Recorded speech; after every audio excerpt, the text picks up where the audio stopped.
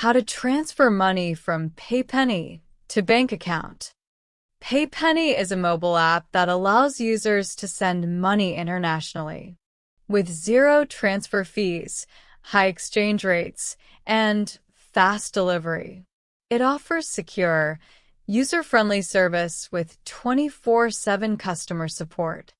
First, download Paypenny application from Google Play Store or App Store. Then log into your account.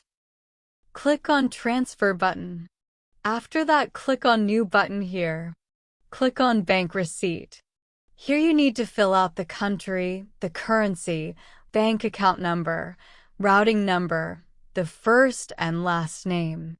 So once you got that, go ahead and click on this blue arrow down here. Now they're asking how much money I want to send from my account.